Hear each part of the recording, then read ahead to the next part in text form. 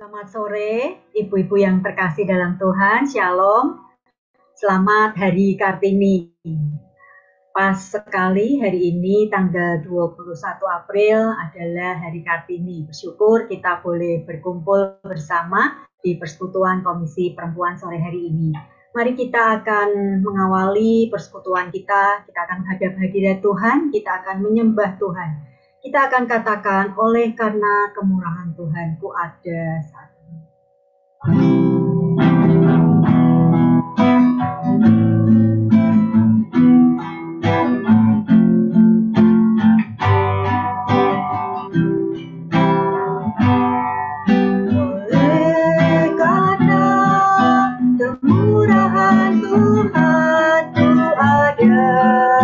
Sampai hari ini,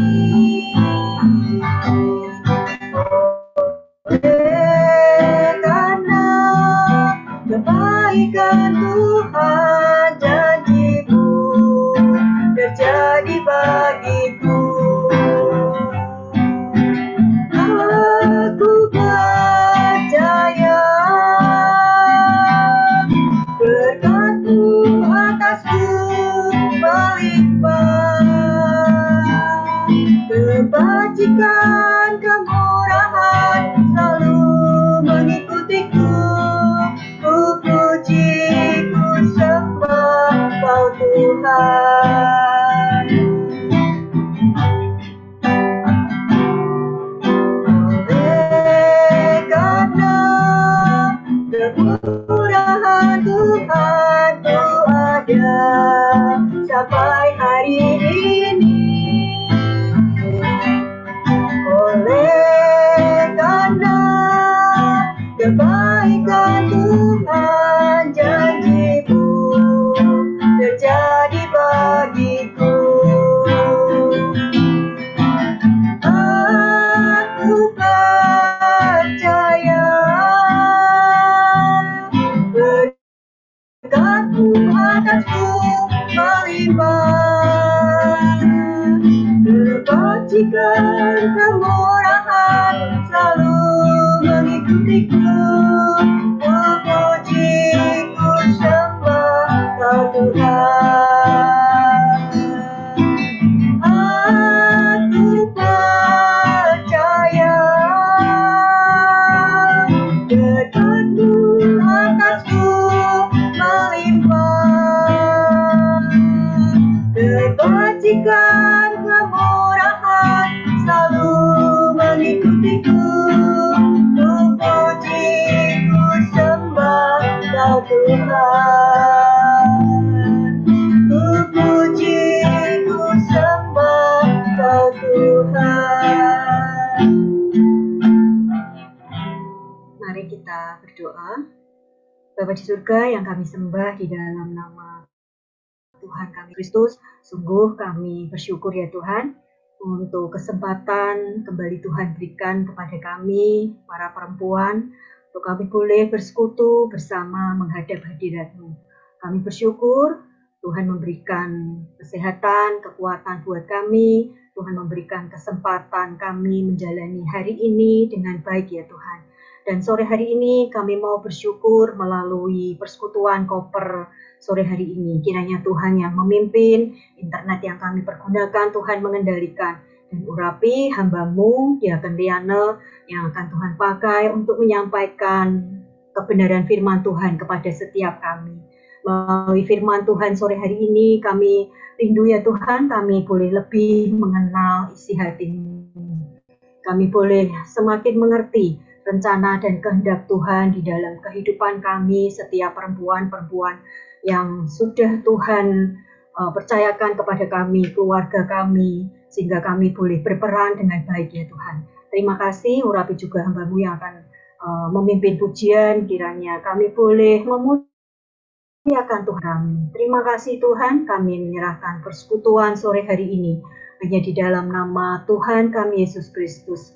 Kami berdoa dan bersyukur. Amin. Ibu-ibu yang terkasih, Minggu lalu kita sudah merayakan hari kebangkitan Tuhan kita Yesus Kristus yang biasa kita sebut dengan Paskah. Dan sore hari ini kita sungguh bersyukur Tuhan kita bangkit dan kita menjadi pemenang-pemenang. Kita akan pujikan Kumenang bersama Yesus Tuhan.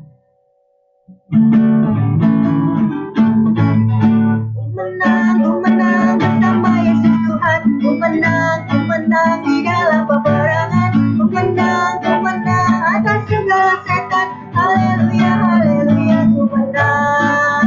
Haleluya, dia bangkit. Haleluya, dia hidup. Haleluya, dia naik. Doa kudus turun. Kumenang bersama Yesus Tuhan. Kumenang di dalam peperangan. Kumenang atas segala setan. Haleluya, haleluya, kumenang. Haleluya, dia bangkit. Haleluya, dia hidup.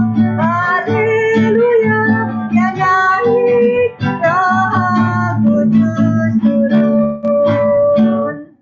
Ya, bersyukur Tuhan kita bangkit dan kita menjadi umat pemenang. Saya memberikan kesaksian kepada ibu-ibu yang ingin sharing tentang kebaikan Tuhan yang dialami. Silakan.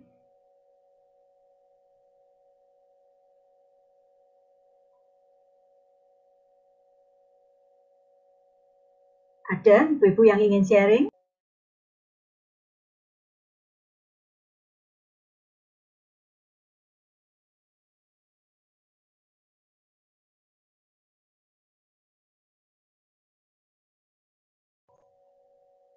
Ya, kalau nggak ada, hari ini tanggal 21 April, Hari Kartini, seperti yang tadi sudah saya katakan, dan kita akan bersama-sama, kita akan menyanyikan Ibu Kita Kartini.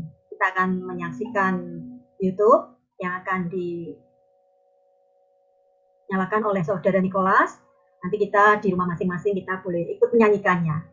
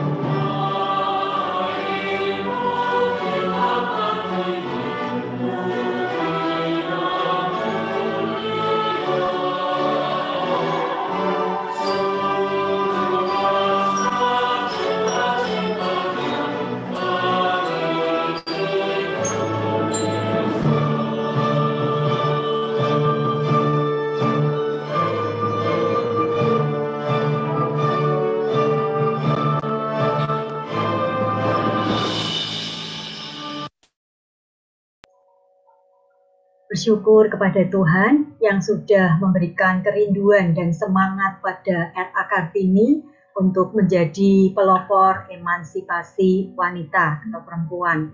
Ya, tetapi pada sore hari ini kita akan diberkati oleh firman Tuhan yang mirip dengan Kartini, tetapi kita mengambil dari seorang perempuan yang bernama Tamar.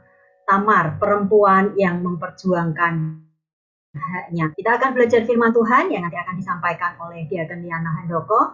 Kita akan siapkan hati dengan pujian, Ku Tetap Setia.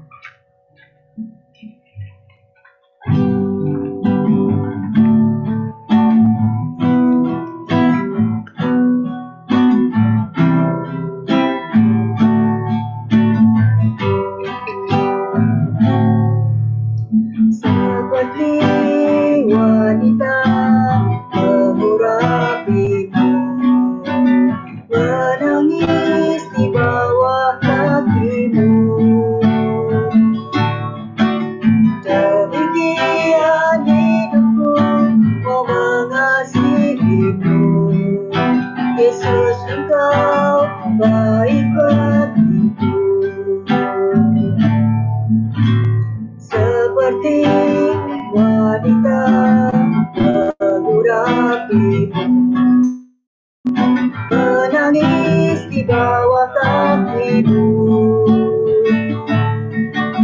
demikian hidupku, Kau mengasihiku. Yesus, Engkau baik bagiku. Sampai akhir ku menutup mata, ku tetap setia menanti janji-Mu, sampai ku dapatkan mahkota kehidupanku. Ku tetap setia, ku melayani-Mu. Sampai akhir ku menutup mata, ku tetap setia menanti janji-Mu, sampai ku dapatkan mahkota kehidupanku. Ku tetap setia, ku melayani-Mu.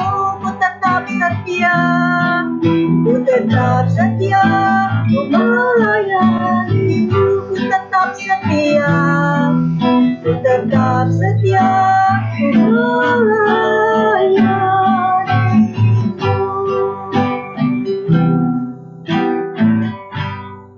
Waktu selanjutnya, persilakan Diaken Liana. Terima kasih Bu Rita. Sebelum kita mendengarkan firman Tuhan, mari kita berdoa terlebih dahulu. Terima kasih ya Tuhan, karena Engkau sudah memberikan firman Tuhan, di mana kami bisa semakin mengenal dan mengerti kehendak-Mu. Sebentar lagi kami akan merenungkan firman-Mu, kiranya Engkau sendiri yang memimpin. Engkau beri hamba-Mu ini hikmat dalam berkata-kata, supaya yang hamba sampaikan sesuai dengan kehendak-Mu. Dan biarlah hati kami semua seperti tanah yang subur, sehingga firman yang ditaburkan pada sore hari ini dapat kami mengerti dan membuat kami semakin bertumbuh dan berbuah. Hanya di dalam nama Tuhan kami Yesus Kristus kami sudah berdoa dan mengucap syukur. Haleluya, amin. Ya, selamat sore ibu-ibu yang dikasihi Tuhan. Sore ini tema firman Tuhan yang akan kita renungkan adalah Tamar, perempuan yang memperjuangkan haknya. Dalam Alkitab ini ada 3 nama Tamar ya yang menonjol, yakni Tamar wanita Kanaan, Tamar putri Daud, dan ada Tamar putri Absalom. Nah, kali ini yang akan kita bahas adalah Tamar wanita Kanaan. Nah, sebelumnya mari kita baca dari Kejadian 38 ayat 6 sampai 26. Sesudah itu Yehuda mengambil bagi anak sulungnya seorang istri yang bernama Tamar. Tetapi anak sulung Yehuda itu adalah jahat di mata Tuhan. Maka Tuhan membunuh dia. Lalu berkatalah Yehuda kepada Onam, hampirilah istri kakakmu itu, kawinlah dengan dia sebagai ganti kakakmu dan bangkitkanlah keturunan bagi kakakmu. Tetapi Onan tahu bahwa bukan ia yang mempunyai keturunan nanti. Sebab itu setiap kali ia menghampiri istri kakaknya itu, ia membiarkan maninya terbuang supaya ia jangan memberi keturunan kepada kakaknya. Tetapi yang dilakukan itu adalah jahat di mata Tuhan. Maka Tuhan membunuh dia juga. Lalu berkatalah Yehuda kepada Tamar menantunya itu, tinggallah sebagai janda di rumah ayahmu sampai anakku Shelah itu besar. Sebab pikirnya jangan-jangan ia mati seperti kedua kakaknya itu. Maka pergilah Tamar dan tinggal di rumah ayahnya. Setelah beberapa lama matilah anak Shua, istri Yehuda. Habis berkabung pergilah Yehuda ke Timna kepada orang-orang yang menggunting bulu domba-dombanya bersama dengan Hira sahabatnya orang Adulam itu. Ketika dikabarkan kepada Tamar, bapak mertuamu sedang di jalan ke Timna untuk menggunting bulu domba-dombanya. Maka ditanggalkannya pakaian kejandaannya, ia bertelekung dan berselubung. Lalu duduk di pintu masuk ke Enaim yang di jalan ke Timna. Karena dilihatnya bahwa Shelah telah menjadi besar dan ia tidak diberikan juga kepada Shelah itu untuk menjadi istrinya. Ketika Yehuda melihat dia, disangkanyalah dia seorang perempuan sundal, karena ia menutupi mukanya. Maka berpalinglah Yehuda mendapatkan perempuan yang di pinggir jalan itu serta berkata, marilah, aku mau menghampiri engkau, sebab ia tidak tahu bahwa perempuan itu menantunya. Maka tanya perempuan itu, apakah yang akan kau berikan kepadaku jika engkau menghampiri aku? Jawabnya, aku akan mengirimkan kepadamu seekor anak kambing dari kambing dombaku. Kata perempuan itu, asal engkau memberikan tanggungannya sampai engkau mengirimkannya kepadaku. Tanyanya, apakah tanggungan yang harus kuberikan kepadamu? Jawab perempuan itu, cap meteraimu, serta kalungmu, dan tongkat yang ada di tanganmu itu. Lalu diberikannya lah semuanya itu kepadanya, maka ia menghampirinya. Perempuan itu mengandung daripadanya. Bangunlah perempuan itu, lalu pergi. Ditanggalkannya telengkungnya dan dikenakannya pula pakaian kejandaannya. Adapun Yehuda, ia mengirim anak kambing itu dengan perantaraan sahabatnya orang Adulam itu untuk mengambil kembali tanggungannya dari tangan perempuan itu. Tetapi perempuan itu tidak dijumpainya lagi. Ia bertanya-tanya di tempat tinggal perempuan itu, di manakah perempuan jalang yang duduk tadinya di pinggir jalan di Enaim itu? Jawab mereka, tidak ada di sini perempuan jalang. Kembalilah ia kepada Yehuda dan berkata, tidak ada kujumpai dia, dan juga orang-orang di tempat itu berkata, tidak ada perempuan jalang di sini. Lalu berkatalah Yehuda, biarlah barang-barang itu dipegangnya, supaya kita jangan menjadi buah olok-olok orang. Sungguhlah anak kambing itu telah kukirimkan, tetapi engkau tidak menjumpai perempuan itu. Sesudah kira-kira 3 bulan, dikabarkanlah kepada Yehuda, Tamar, menantumu bersundal, bahkan telah mengandung dari persundalannya itu. Lalu kata Yehuda, bawalah perempuan itu supaya dibakar. Waktu dibawa, perempuan itu menyuruh orang kepada mertuanya mengatakan, dari laki-laki yang mempunyai barang-barang inilah aku mengandung. Juga dikatakannya, periksalah siapa yang mempunyai cap meterai serta kalung dan tongkat ini. Yehuda memeriksa barang-barang itu lalu berkata, bukan aku tetapi perempuan itu yang benar, karena memang aku tidak memberikan dia kepada Shelah anakku, dan ia tidak bersetubuh lagi dengan perempuan itu. Gimana setelah membaca Kejadian 38 ini rasanya sulit ya, kita disuruh belajar dari Tamar ya. Karena kalau kita baca pasal ini kok pesannya sudah ada tindakan asusila, penipuan ya, keluarga yang disfungsional ya. Kalau mungkin saya yang disuruh menulis kitab Kejadian ini ya untungnya enggak ya, bagian ini mungkin dihapus saja ya, kok pesannya memalukan ya. Tapi ya memang Alkitab kita adalah kitab yang jujur apa adanya, sehingga kita melihat ya semua mana yang baik, mana yang tidak. Tapi kitab Kejadian ini sebenarnya punya maksud yang luas ya, yang Tuhan ingin mengerti. Karena itu mari kita baca juga Matius 1 ayat 3. Yehuda memperanak Peres dan Serah dari Tamar. Peres memperanak Hezron, Hezron memperanak Ram. Jadi ini tentang janji keturunan ya. Kita ingat Tuhan menjanjikan akan ada keturunan wanita yang akan meremukkan kepala ular. Jadi Tuhan itu menjanjikan kelahiran Mesias sejak awal. Oleh karena itu Tuhan tuh memproteksi ya rencananya dengan orang-orang yang terbatas, orang-orang yang masih jatuh bangun ya dalam dosa. Nah, kisah ini dimulai dari Yehuda. Yehuda ini putra keempat dari Yakub ya. Nah, Yehuda ini masih muda, pergi meninggalkan keluarganya. Sebenarnya ini nggak lazim ya anak laki-laki di zaman itu meninggalkan keluarganya karena memang tanggung jawabnya besar sebagai anak laki-laki di dalam keluarga. Tapi kalau sekarang kan malah bagus ya, wah anakmu hebat sudah mandiri ya. Nah, kalau kita baca di pasal sebelumnya di Kejadian 37, Yehuda ini menjual Yusuf. Ya, mungkin inilah yang membuat Yehuda ini sudah sesak ya dengan keluarganya yang penuh konflik ya. Ibu-ibunya, saudaranya yang ingin membunuh adiknya sendiri ya. Makanya dia pergi ke Kanaan, ke tempat sahabatnya yang bernama Hira ya, orang Adulam. Di sana dia menikahi wanita Kanaan dan mereka pun memiliki 3 orang putra, yakni Onan, dan Shelah. Nah, setelah ini Tamar keluar ya. Tapi kita bisa lihat Tamar ini nih penuh nestapa ya. Dia ini menikah dengan Nah, menurut Alkitab yang tadi kita baca, ini jahat di mata Tuhan ya. Kadang kita kan bilang ya orang ini jahat tapi masih relatif mungkin ya karena dari sudut pandang kita. Kalau ini yang mengatakan sudah Tuhan, jadi pasti sudah jahat ya. Nggak bisa membayangkan ya punya suami yang jahat. Mungkin hidupnya ya seperti di neraka ya. Dan Allah yang Maha Adil membunuh suaminya yang jahat ini. Tapi setelah menjadi janda, keadaannya ini masih nestapa ya karena Tamar tidak punya anak. Zaman itu wanita nggak dianggap ya kalau tidak punya anak. Nah, anak di zaman itu tuh lambang status ya. Semakin banyak anak, statusnya ini makin tinggi. Makanya Hagar nih seorang gundik bisa memandang rendah ya majikannya karena dia merasa statusnya lebih tinggi ya. Karena dia punya anak. Lalu anak zaman itu juga dianggap lambang kesejahteraan. Kalau ibu-ibu sudah punya anak laki-laki itu sudah masa tuanya terjamin ya. Jadi sudah merasa aman.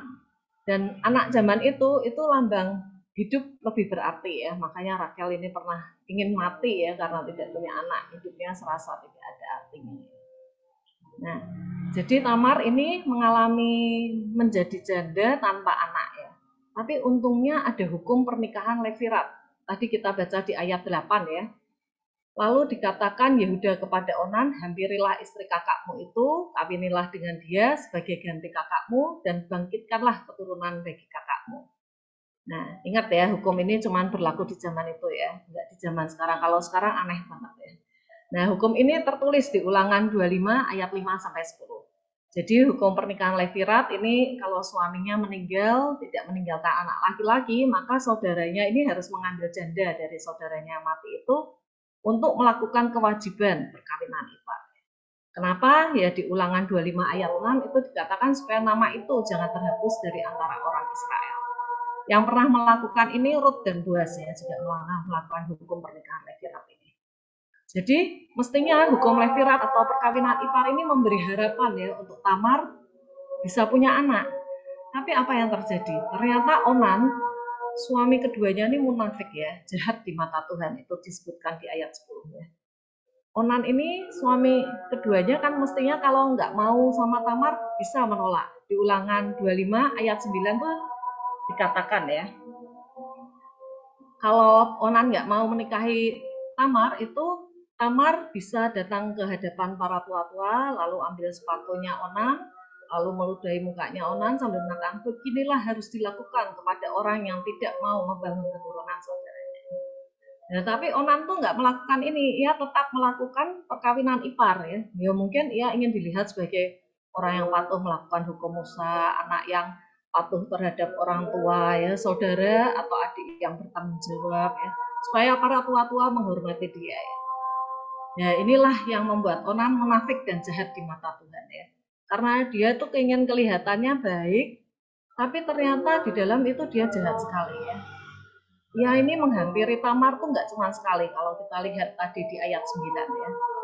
Dikatakan itu setiap kali ia menghampiri istri kakaknya. Jadi dia tuh cuma ingin menikmati tubuh Tamar, tapi di ayat ini juga dikatakan Onan tuh tidak ingin mempunyai anak dari Tamar. Mengapa? Ya kalau Tamar sampai punya anak ini akan dianggap sebagai anaknya ya, kakaknya Onan yang sudah mati, suami pertama Tamar itu. Jadi anak ini akan mendapatkan warisan dari ya. Tapi kalau Tamar tidak punya anak, maka warisan ini akan jatuh ke tangan Onan. Maka Tuhan melihat Onan ini jahat dan membunuh Onan. Nah, karena peristiwa ini nestapa Tamar semakin bertambah-tambah ya, ia dapat label wanita pembawa kematian ya, karena suami-suaminya meninggal semua ya. Mungkin waktu meninggal itu orang-orang merasa kasihan ya. Aduh, kamu ini kok kasihan, suamimu cepat sekali dipanggil Tuhan, padahal belum sempat punya anak ya. Tapi begitu Onan yang mati, ya mungkin labelnya orang-orang langsung ngomong ya, waduh, ini setiap pria yang nikah sama Tamar kok jadi cepat mati ya. Nah di ayat 11 itu terlihat ya, bahwa Yehuda itu takut anaknya tinggal satu ya, Sheila. Dia takut anaknya terakhir ini juga bisa mati kalau Tamar diberikan ke Sheila ya. Maka apa yang dilakukan Yehuda? Sebagai mertua dia menipu Tamar ya. Inilah kenastapaan Tamar selanjutnya ya. Yehuda itu sebenarnya mengusir Tamar ya, dia nyuruh Tamar pulang ke rumah ayahnya, tapi ditambah parahnya nih Yehuda memberikan harapan palsu ya. Dia mestinya ya menipu ya, mungkin ya takut dianggap tidak melakukan hukum Musa ya. Jadi dia menjanjikan Tamar akan diberikan ke Sheila kalau sudah besar. Ya Tamar percaya dan pulang ke rumah ayahnya. Ya Tamar mungkin ya di rumah ayahnya ditanyain terus ya, kapan Sheila besar. Jadi dia ya menghitung juga Sheila umurnya ya. Setelah dia hitung mestinya Sheila besar ya di ayat 14, Tamar kok nggak diberi-berikan ke Sheila ya. Selain itu ibu mertuanya juga udah mati di ayat 12 ya. Tamar tetap nggak dikunjungi, nggak dipanggil ya. Maka mulailah Tamar memperjuangkan haknya ya. Nah, sebenarnya nih saya ya penasaran ya sebagai orang Kristen nih apa maksudnya memperjuangkan hak ya. Karena kadang kalau kita lihat kaum feminis itu kadang ya kebablasan ya menurut haknya. Kadang kaum buruh juga ya, malah kadang jadi rusuh ya, jadi kerusuhan. Nah, kalau kita baca di kitab Roma ayat 11 ayat 36 itu dikatakan, sebab segala sesuatu adalah dari Dia dan oleh Dia dan kepada Dia. Bagi Dialah kemuliaan sampai selama-lamanya. Paulus mengatakan ya, bahwa satu-satunya hak yang dimilikinya adalah menyerahkan haknya pada Tuhan. Dan Paulus mau berjuang ya untuk melakukan apa yang sudah Tuhan berikan untuk bagiannya dalam rencana Tuhan ya. Jadi seperti seorang hamba ya, nggak semena-mena atau menurut pengertiannya sendiri. Jadi apa yang diperjuangkan Tamar ini adalah perjuangan iman ya. Tamar memperjuangkan apa yang sudah diberikan Tuhan menjadi bagiannya di dalam rencana besar Allah. Karena walaupun Tamar ini baru masuk keluarga Yehuda ya, keturunan Israel ini, tapi dia sudah bisa melihat ya Allah Israel sebagai Allah yang besar. Ini seperti Rut ya, sama-sama dari bangsa asing dan sama-sama mau mengikut Allah Israel. Nah, Tamar ini tahu bahwa Allah Israel itu berjanji bahwa keturunan Abraham akan menjadi bangsa yang besar dan menjadi berkat bagi banyak bangsa. Dan Tamar ini tidak memandang rendah janji keturunan dari Allah ini ya. Karena kan bisa saja ya orang tahu tentang janji keturunan Allah Israel ini tapi memandang rendah atau mengabaikan. Mungkin Yehuda ini termasuk orang ya yang memandang rendah janji keturunan ini. Jadi Tamar tahu dan tidak memandang rendah haknya. Oleh karena itu Tamar nih mau berusaha ya untuk mendapatkan haknya atau bagiannya yang didapatkan dari Allah, yaitu meneruskan garis keturunan Israel. Karena sebenarnya bisa saja ya Tamar ini menikah dengan orang sebangsanya karena sudah dikembalikan ke rumah ayahnya ya bertahun-tahun tidak mendapat kabar, tapi itu tidak dilakukan oleh Tamar. Jadi ketika Tamar diberi info kalau ayah mertuanya di jalan ke Timna ya di ayat 13, Tamar tahu nih saatnya sudah tiba baginya untuk memperjuangkan haknya. Tamar sebenarnya tuh juga terpaksa ya karena tidak ada orang lain yang memperhatikannya ya. Selama bertahun-tahun dia menunggu tapi Yehuda ini seperti sudah lupa. Ya untung loh Tamar ini tidak menyerah ya. Tamar mau memperjuangkan haknya ya. Makanya di sini pakai istilah memperjuangkan bukan hanya mengerjakan bagiannya ya karena posisi Tamar ini mestinya ya susah ya. Makanya dia mau berjuang. Tamar tahu sebenarnya di beberapa daerah tuh bapak seorang yang sudah mati itu boleh mengambil janda anaknya untuk membangkitkan keturunan anaknya.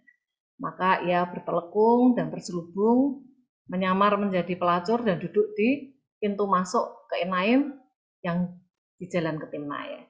Di situ Yehuda menghampiri ya. Jadi Yehuda yang menghampiri bukan Tamar yang menghampiri. Dan setelah itu memang Tamar menjadi hamil. Tamar ini seorang yang cerdik ya.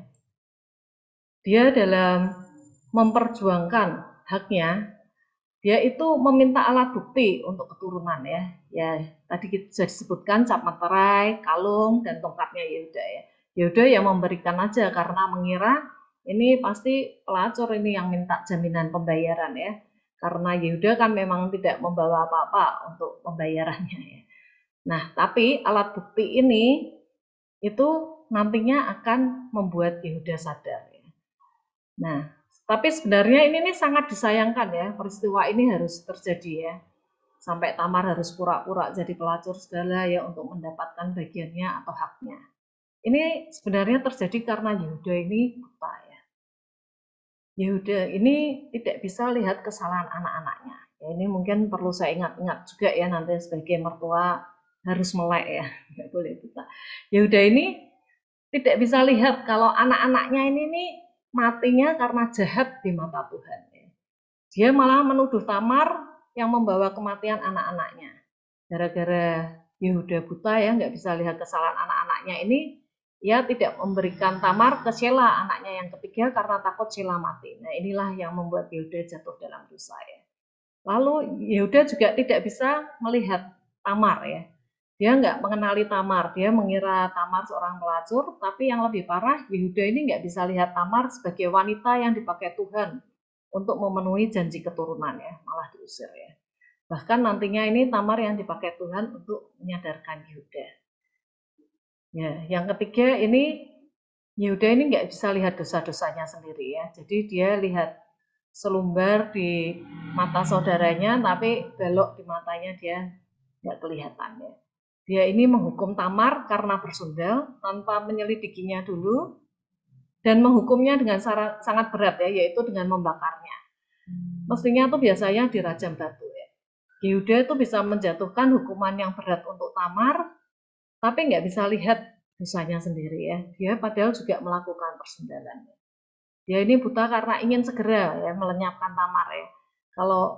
Karena dia kan jadi nggak perlu membayar hutang janjinya ke Tamar ya, jadi dia bisa tidur nyenyak, anaknya selamat. Nah, itulah ya, Yehuda ini sebenarnya dalam masa kemerosotan ya. Dia melakukan banyak kegagalan. Dia gagal sebagai keturunan Abraham. Ya, dia ini meninggalkan tanah perjanjian. Ini kegagalan dulu. Dia meninggalkan tanah perjanjian, menikah dengan orang Kanaan ya. Dia juga gagal sebagai ayah ya. Kedua anaknya ini jahat di mata Tuhan. Gagal sebagai mertua juga ya, dia menipu menantunya.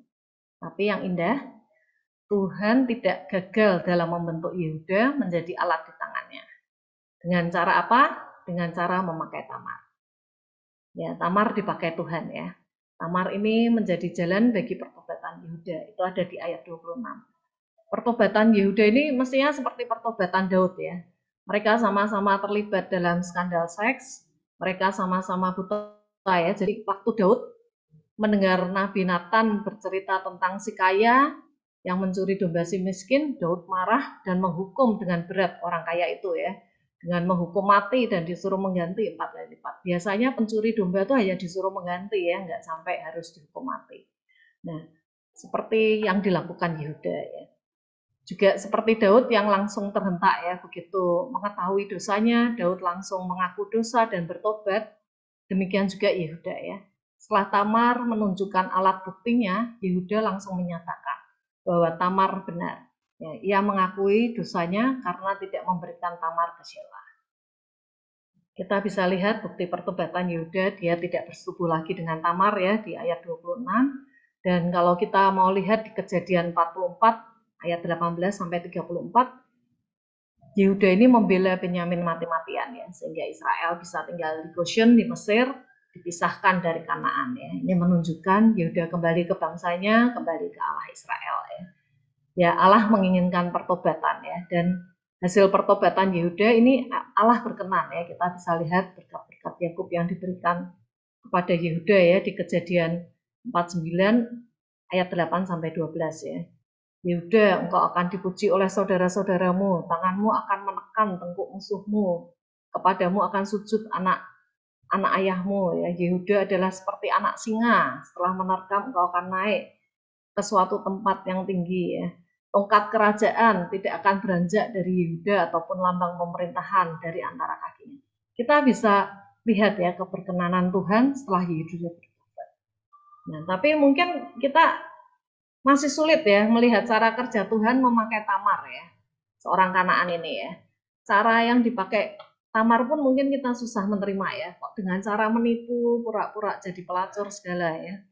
Ya, mungkin kita lebih mudah ya menerima cara kerja Tuhan yang dramatis, spektakuler ya. Seperti waktu Tuhan mengirimkan pasukan malaikat untuk membebaskan Elia dari kepungan musuh ya. Tapi mungkin kita susah melihat cara kerja Tuhan yang bekerja. Sebentar.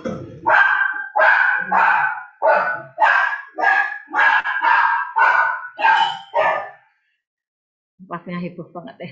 Ya kita mungkin susah ya kalau lihat cara kerja Tuhan yang bekerja melalui kesulitan-kesulitan ya, harus memikul salib seperti waktu Yusuf dijual ya. Nah ini apalagi lewat cara menipu ya.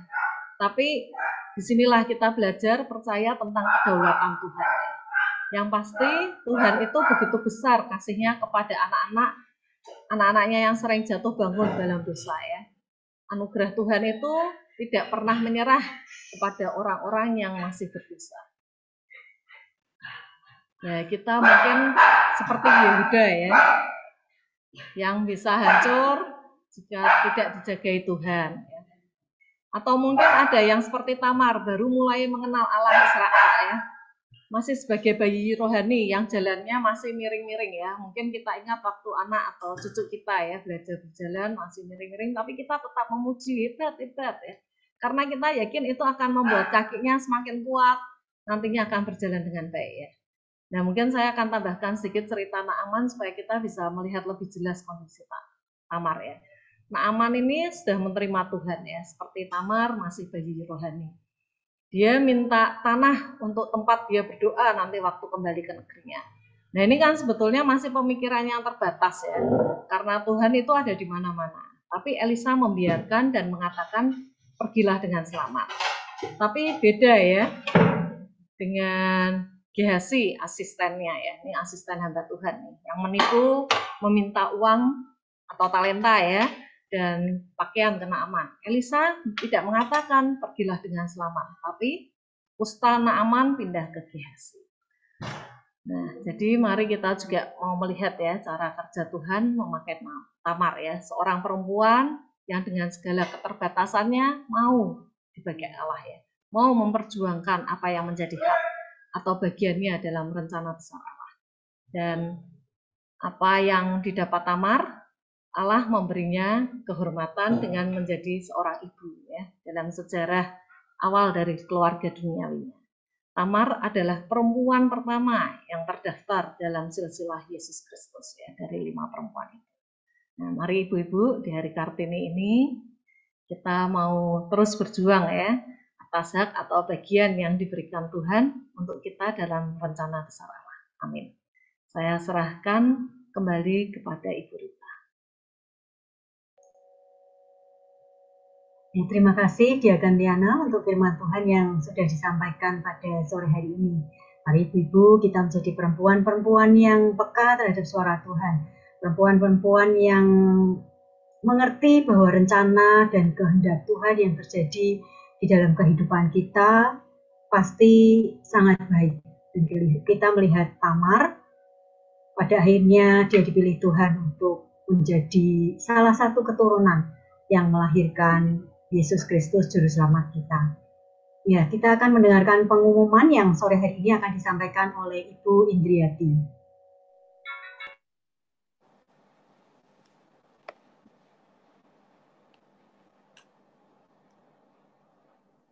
Terima kasih Bu Rita untuk kesempatan yang diberikan kepada saya. Saya akan mengumumkan pada hari ini untuk persembahan koper dapat ditransfer ke rekening pengharapan JKT.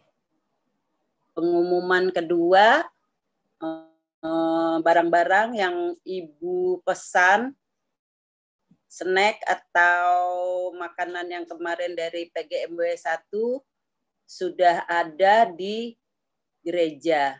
Jadi bagi ibu-ibu yang mau ambil silahkan. Dan saya juga umumkan bagi yang belum membayar, kiranya dapat ditransfer ke rekening Bu Hernani, karena Bu Hernani akan transfer ke bendahara PGMW 1. Pengumuman yang ketiga, kemarin kami pengurus koper bersepakat untuk mengadakan persekutuan koper secara langsung di gereja atau onsite. Nah, nanti persekutuan ini mungkin pertama akan dimulai pada hari Kamis tanggal 19 Mei 2022, tempatnya di Sentul di rumah saya. Karena ini pembukaan atau perdana, jadi kita sambil rekreasi ya Bu Ibu ke Sentul, berangkat dari gereja pukul 7.30. Membawa firman Tuhan Bu Penatua Priscila, pujian Ibu Lidiatin Lestari. Terus nanti kalau sudah sampai di tempat, sampai di Sentul, tadinya kan kita mau mulai pukul 10. Tapi kalau misalnya sampainya jam 9 atau 9.30, kita mulai aja persekutuannya supaya ada waktu-waktu, ada save waktu untuk kita mengadakan jalan-jalan di sekitar Sentul.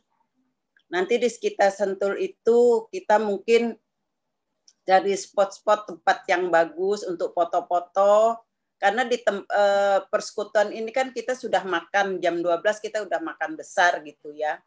Nasi kotak. Nanti pas jalan-jalannya mungkin kita snack aja atau kopi-kopi gitu, nggak makan lagi.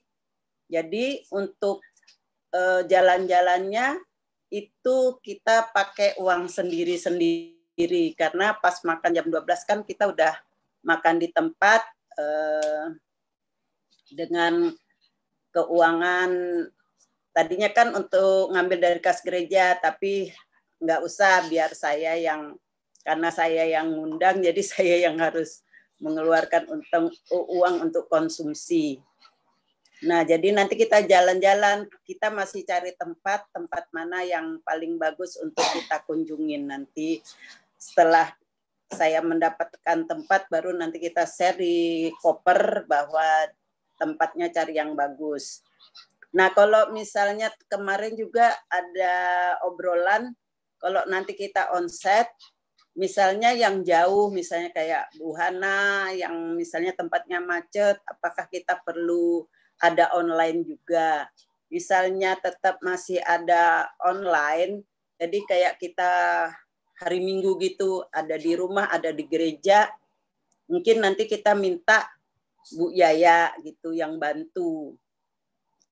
Karena kalau untuk Melisa kan dia agak susah, selain tempatnya, selain dia bekerja gitu, jadi mungkin saya minta bantuan Bu Yaya atau Kak Niko gitu. Itu aja sih pengumumannya. Mungkin kalau ada ibu-ibu yang keberatan hadir di gereja, ya bisa datang bisa ikut online gitu. Terima kasih, itu aja pengumuman dari saya. Waktu dan tempat kami serahkan ke Bu Rita.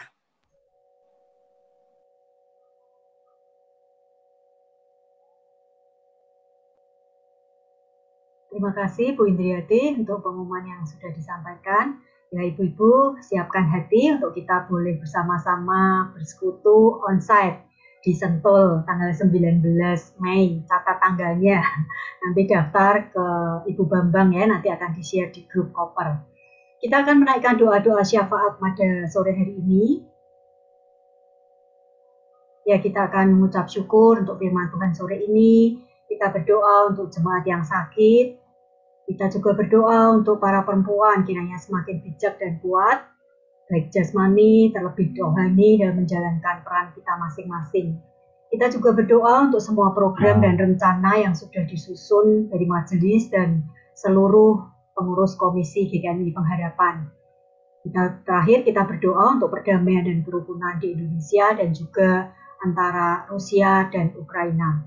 Kita akan berdoa bersama-sama dan nanti Guru Injil Dwi Tsunami akan menutup di dalam doa. Sebelumnya kita akan pujikan Kami Perlu Kau Tuhan.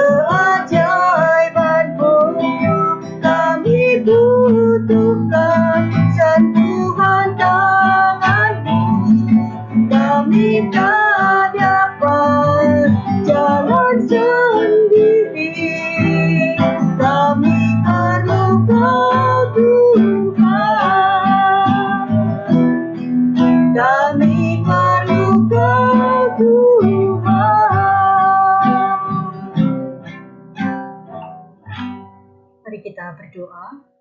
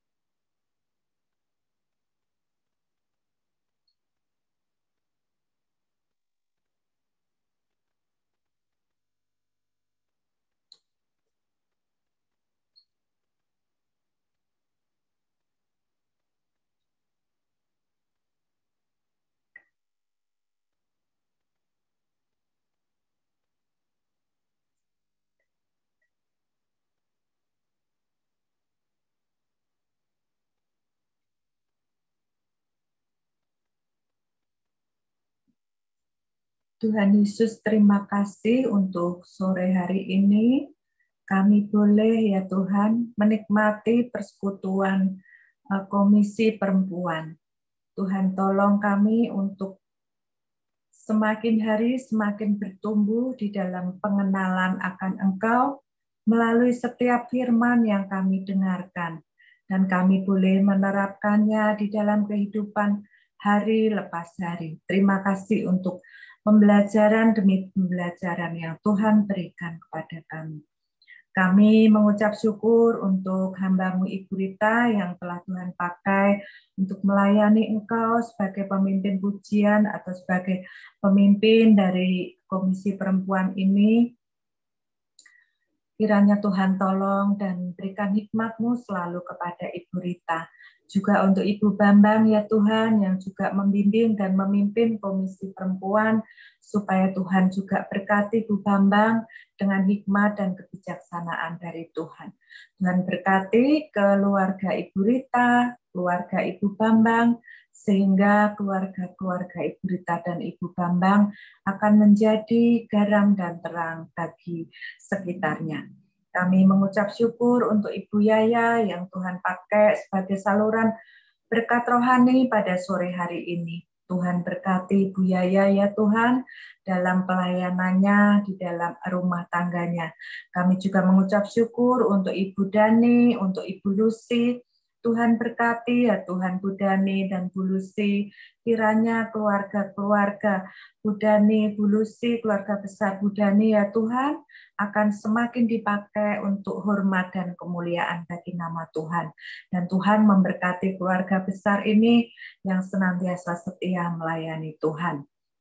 Kami mengucap syukur untuk Bu Ati dan Bu Ratmi yang Tuhan pakai untuk dengan setia mendampingi suami di dalam pelayanan ya Tuhan. Kiranya Engkau pun memberkati pelayanan Bu Ati dan Bu Ratmi. Tuhan berkati keluarga mereka sehingga menjadi keluarga yang senantiasa hidup rukun, harmonis, dan senantiasa Tuhan berkati sehingga dapat menjadi saluran berkat bagi sekitarnya. Kami mengucap syukur untuk Ibu Hana dan Ibu Melisa. Tuhan berkati keluarga ini ya Tuhan, yang senantiasa menjadi saluran berkat bagi keluarga-keluarga atau siapapun yang membutuhkan. Tuhan berkati usaha Bu Hana, Bu Melisa. Engkau berkati juga untuk rumah tangganya. Kami mengucap syukur Tuhan untuk Ibu Hernani, untuk Ibu Lindawati, untuk Ibu Ruth.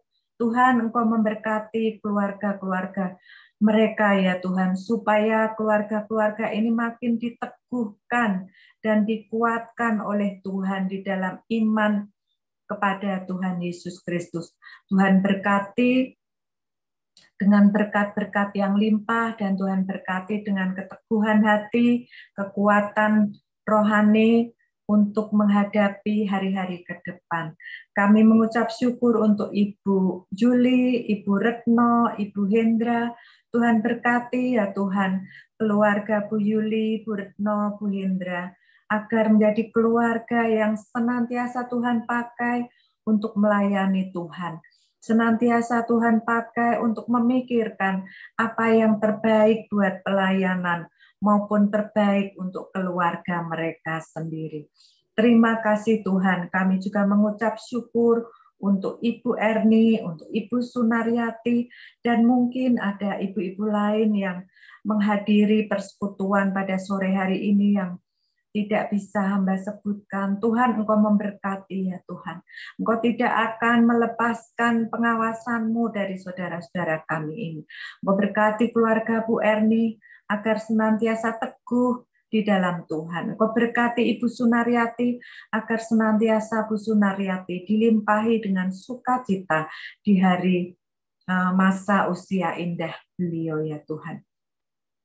Terima kasih juga untuk Kak Niko yang mendampingi kami di dalam persekutuan Komisi Perempuan ini.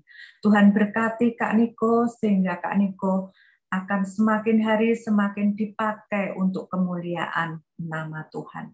Terima kasih Tuhan, kami menyerahkan doa kami ke dalam tangan kasih Tuhan.